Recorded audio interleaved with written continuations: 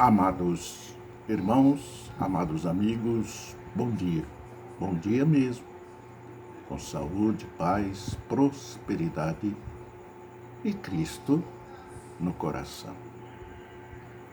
Vamos agradecer a Deus por termos despertado, por termos nos dado mais um dia de existência. Curvemos nossas cabeças, elevemos nossos pensamentos ao céu, ao trono da graça, para que Ele nos abençoe neste dia. Amém? Soberano Deus, nós te agradecemos por mais um dia que Tu nos dás para testificarmos, para falarmos do Teu Santo Evangelho, levarmos a Tua palavra a todos aqueles que necessitam de uma palavra de conforto, de amizade, de sinceridade, Senhor. Usa-me, Senhor. Faz-me Teu instrumento da Tua palavra, para que eu possa, Deus, me sentir muito mais feliz em vendo as pessoas rindo e brincando, fazendo a Tua vontade, ó Deus. Visita as famílias enlutadas, aos desempregados, conduze ao lugar do emprego, ao necessitado, ao lugar para suprir as suas necessidades, ao angustiado, a Tua paz. Onde haja uma dificuldade, um problema, que Tu estejas presente, Senhor. Nós te suplicamos em nome do Teu Filho Jesus. Amém.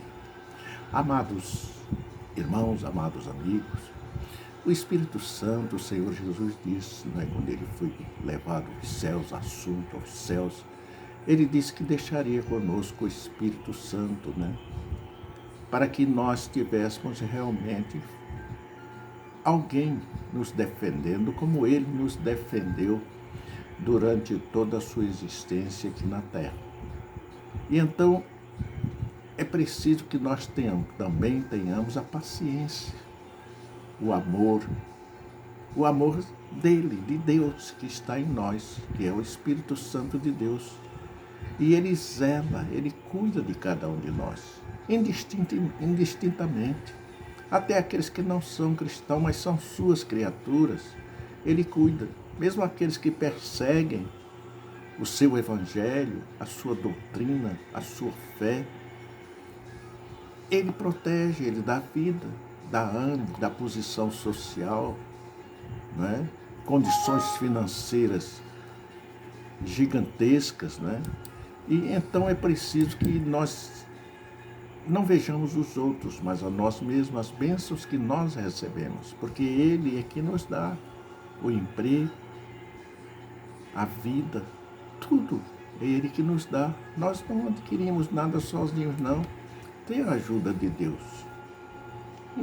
Direto ou indiretamente, tem a ajuda de Deus. Embora que nós tenhamos que fazermos a nossa parte. Porque se nós não fizermos nossa parte, quem irá fazê-la? E nós temos que fazer. E aqueles que são de Cristo têm que fazer a parte de Cristo, porque Ele disse: ide pregar o Evangelho a todas as criaturas. E nós temos que fazer isso. Entenderam? Então a graça, a paciência, o amor de Deus por cada um de nós é muito grande. Olha, é preciso nós entendermos, compreendermos o que é graça. Graça é um presente de Deus disponível para aqueles de nós com vontade de aprender. Ele nos dá a graça da aprendizagem, facilita mais o entendimento, facilita mais o conhecimento da sua palavra, e nós encontramos muita facilidade em adquirir, em possuir o Espírito Santo em nós através do conhecimento da palavra. E Ele nos diz: conhecereis a verdade vos libertará. E esta verdade que nos liberta do pecado e da morte. Isso por quê? Porque somos voluntários. Por sermos voluntários, nós não somos forçados a esse crescimento. Devemos buscá-los. Ele nos chamou voluntariamente. Ninguém é cristão por força, nem por violência. O cristão é nato. Nós somos voluntários a seguir a Jesus Cristo. É uma oportunidade. Passam por nós esta oportunidade e nós aceitamos que Deus oferece para expandir a graça para nós. Quantas vezes nosso crescimento é afrontado porque presumimos que nosso julgamento é adequado, em vez de buscar o Espírito Santo para ajudar e nos ensinar através da sua graça, do seu entendimento. É preciso nós nos identificarmos mais e mais com Deus. Se nós permitirmos que o Espírito Santo ofereça a direção das nossas vidas, nós não querraremos. Estaremos sempre convincentes daquilo que somos. Ele remove barreiras para nós. O Espírito Santo compartilha das nossas vidas, nos ajudando, nos orientando, nos livrando do mal. A graça de Deus é autossuficiente a cada um de nós. É que nem sempre nós buscamos essa graça, nós procuramos absorver de Deus esta sabedoria, esse entendimento. Imagine a paciência que Deus tem na pessoa de Jesus Cristo. Jesus teve e tem, durante os tempos de nossa cegueira espiritual, por exemplo, quantas vezes os discípulos, Pedro, poderia ter prejudicado a história humana se Jesus não tivesse intervido. Esses tempos giram em torno do pensamento de Pedro focado no aqui e agora. Eu quero agora, não quero para amanhã, mas tem que esperar. Em vez de sua compreensão, poder incluir o quadro maior da esperança, da certeza do sucesso. Em Mateus 16, em Mateus 14, 22 e 23, ele diz: vamos primeiro conhecer que Pedro tinha grande confiança quando Jesus estava presente. Nenhum dos outros discípulos saiu do barco em mar agitado para andar sobre as águas. Foi o único que teve a coragem, embora que depois a fé lhe faltou, a confiança, a certeza de que Jesus estava ali com ele. Se amedrontou pelo volume da água, certamente as ondas teve um acréscimozinho qualquer, um pouco mais de acréscimo, e ele se assombrou. Eu tenho essa experiência, eu fui marinheiro, viajei em alto mar, encontrei mares planos, parecia uma estrada que nós chamávamos Mar de Almirante. Também encontramos mares revoltosos, que o navio afundava como um submarino, ficava totalmente debaixo d'água. As águas entravam pelas portas que nós chamamos de escotilhas. Certa feita ali no Cabo de Santa Marta, Santa Catarina, a corveta que eu servi, Corveta Ipiranga, saudosa Corveta Ipiranga, tenho boas recordações, momentos difíceis, mas também momentos de grande alegria, de grande felicidade, onde em mar calmo, tranquilo, eu e um amigo cantávamos: mestre, o mar se revolta, as ondas nos dão pavor. Cantamos esse hino umas 5 vezes, depois desse mar violento que nós pegamos. Um colega do lado chorando: meu Deus, eu sei que vou morrer e não vejo mais minha mãe. E o mar batia, aquela pancada enorme no casco do navio, e o navio descia, jogava para um lado, para o outro, e a gente clamando a Deus. Era tenebroso, mas depois vinha a abundância. O mar se revolta, as ondas nos dão pavor. O céu, Senhor, não tem estrelas. O hino me parece que diz: o céu está cheio de estrelas, mas temos um Salvador. Isso depois nós cantávamos. Naquele momento não tinha estrela, era tudo cinzento, como se fosse um cinzento preto. Mas nós vencíamos, e como todo cristão é vencedor. Ainda em Mateus capítulo 16, 13 a 20, diz: Pedro estava totalmente ciente de que Jesus era o Messias, o Filho do Deus vivo. E essa certeza que nós temos que ter, Ele está em nós, meu irmão, Ele está em nós, meu amigo. Quer você queira, quer não, O crente está cheio do poder de Deus, só que nós não sabemos usar no momento adequado este poder. Nós não sabemos nos curvarmos, nos humilharmos e entregarmos a direção das nossas vidas a esse Deus Todo-Poderoso, Senhor absoluto de todas as coisas. É preciso que nós deixarmos de querer agora. Nós temos que esperar. Jesus repreendeu Pedro por sua atitude do querer agora. Não pode. Não tem condições. Jesus repreendeu. Por quê? Porque nós não podemos exigir de Deus, nós não podemos exigir dos nossos chefes, do nosso patrão. Como é que iremos exigir de Deus? Não é? Então, em Mateus 16, 21 a 27, Jesus repreendeu Pedro para a sua atitude. Agora, aqui e agora não tem que ser agora. Nós temos que ver o destino de cada um de nós, porque o nosso destino está com Cristo, está em Cristo e por Cristo. A nossa vida não mais nos pertence, pertence a Ele. É Ele que nos domina, é Ele que faz tudo por nós. Às vezes temos problemas, dificuldades que a gente quer fugir e Ele não deixa, porque mais cedo ou mais cedo vai ser bom para nós. Às vezes nós estamos sentindo que está muito difícil, mas nós lutamos, não é? E terminamos vencendo.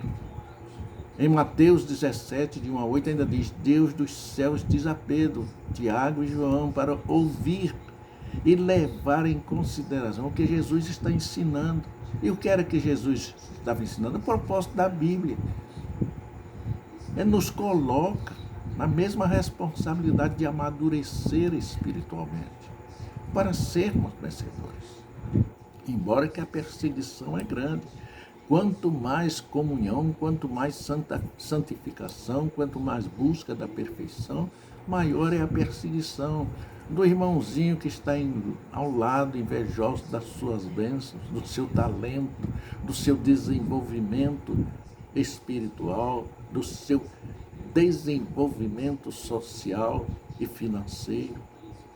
A inveja porque não busca a perfeição do coração de Deus. Em Lucas capítulo 22, 54 a 62, não lemos todos estes versículos, mas você pode procurar, pode ler, que está com mais tempo em casa. Quando a autossuficiência, que era o motivo que Pedro tinha para ajudar e para jurar a lealdade a Cristo. Informou a Pedro que ele negaria a Cristo 3 vezes. Ele disse a Pedro: Pedro, tu vai me negar 3 vezes? Que nada, Senhor. Por ti eu mato e morro. E negou 3 vezes. A autossuficiência de Pedro ignorou as lições da graça de Deus. Isso destruiu a autoconfiança. Destruiu. Por quê? Porque ele não cumpriu aquilo que Deus determinava para ele. O amor de Deus, meu amado amigo, meu amado irmão, é de um grau superior, acima dos níveis da nossa sabedoria. Acima das nossas sabedoria. O amor de Deus é grandioso, o amor de Deus é constante, apesar das ações de Pedro, que nós lemos e às vezes ficamos decepcionados quando ele negou 3 vezes ali, e nós seríamos capazes de fazer. Porque nós temos a tendência de sempre olhar o defeito, os erros dos outros. Mas os nossos nós procuramos não confessá-los.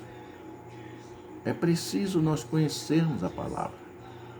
Portanto, o amor de Deus está conosco.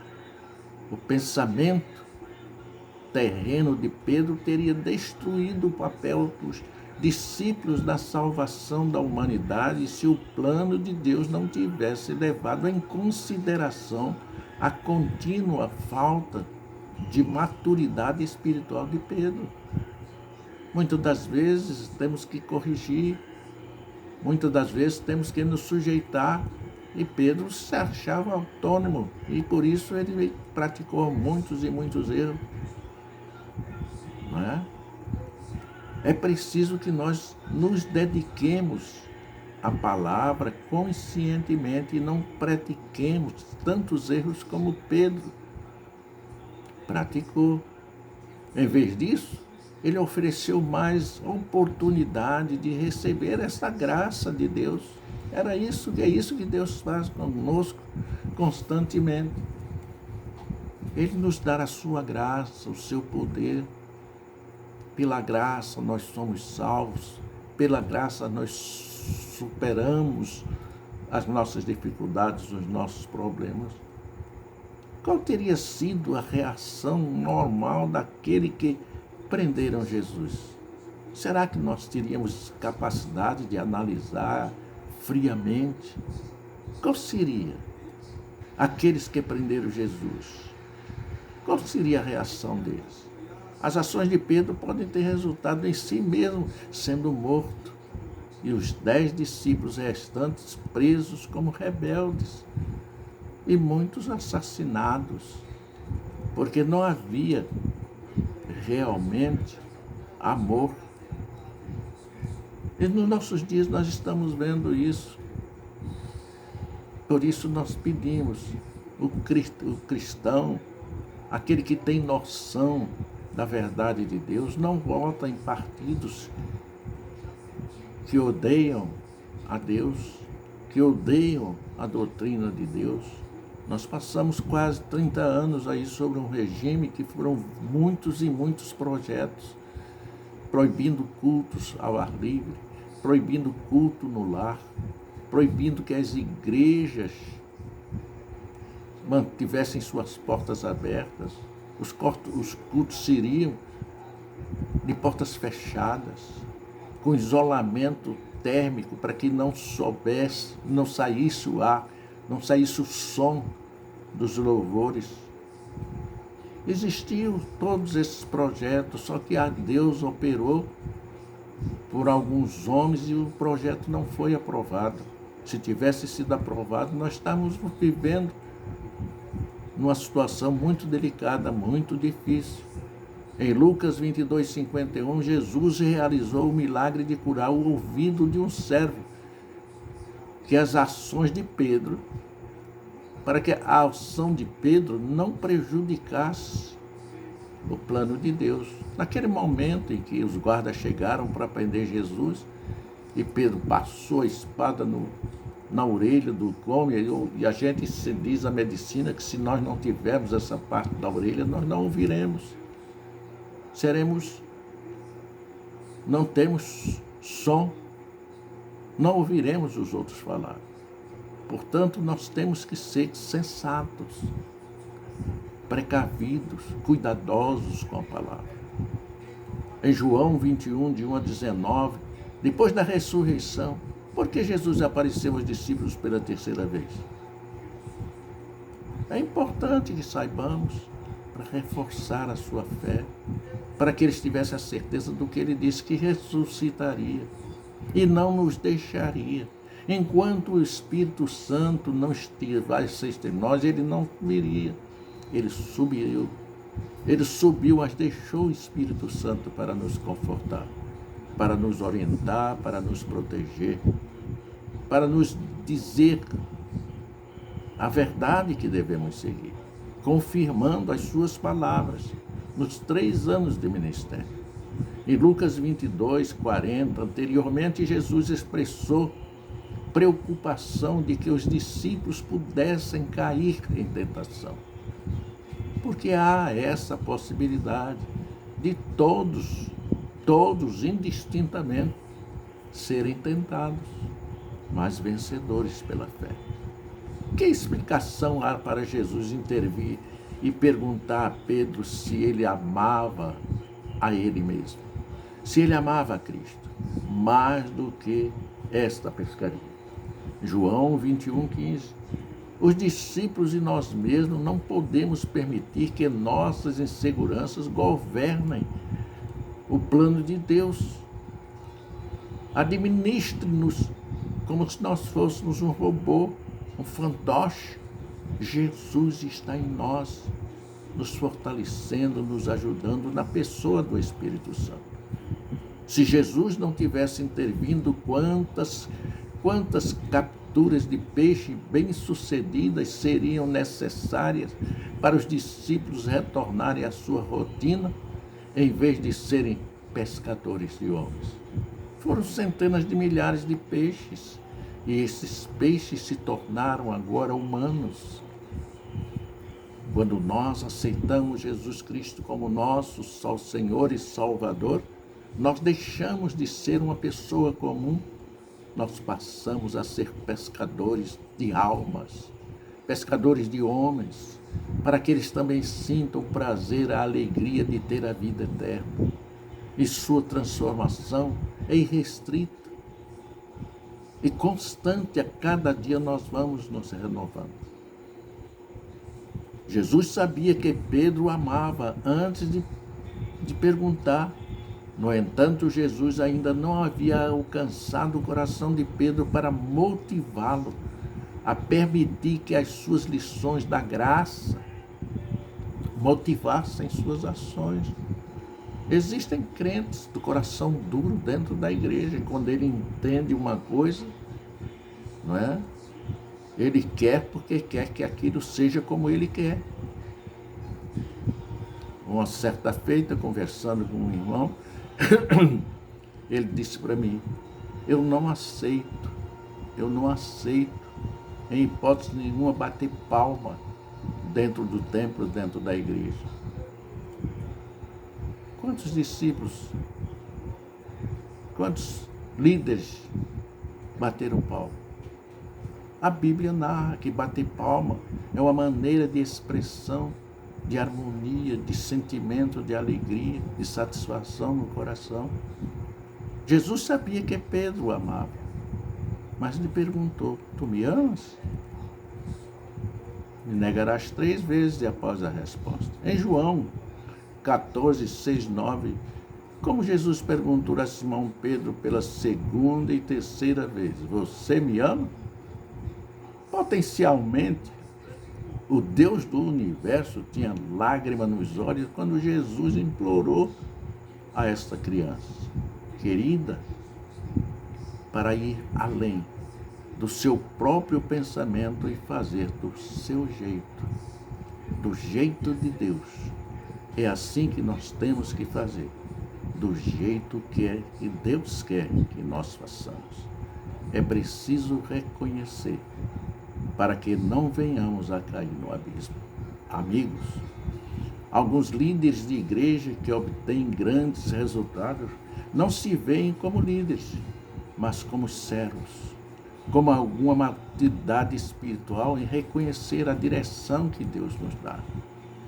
É preciso confiar, é preciso ter a certeza que o Espírito Santo está no seu coração e que sua vida é dirigida por Ele. João 13, 12 a 17. Até onde nos levaremos? E os outros? Até onde nós receberemos a graça de Deus durante esta vida? Nossa vida de oração se concentra abertamente em pedir isso ou aquilo, enquanto tentamos permanecer no topo do nosso caminho instável. A paz de espírito vem do resultado de pedir que ensinem as coisas necessárias para que possamos navegar num caminho, em um mar tranquilo, em um caminho sem espinhos, em um caminho de paz e de luz. E este caminho, só quem nos pode dar é o Senhor Jesus. Amados irmãos, é preciso nós nos conciliarmos com a fé, para que nós possamos ser mais que vencedores. Que apreciação sentimos no momento em que compreendemos que a graça, a paciência e o amor que Deus fornece durante nossa instrução antes de permitirmos estar em sua presença santa. Oração para lembrar: querido Pai Celestial, obrigado por sua paciência e amor, enquanto aprendo sobre a sua graça. Ensine-me as coisas para que eu possa pregar a tua verdade, mostrando a tua verdade, mostrando que só teu nome é o intermediador entre nós e Deus, para que muitos se convertam e sejam inscritos no livro da vida. Até outra vez nos encontrarmos. Que Deus te abençoe abundantemente, em nome do Senhor Jesus. Amém.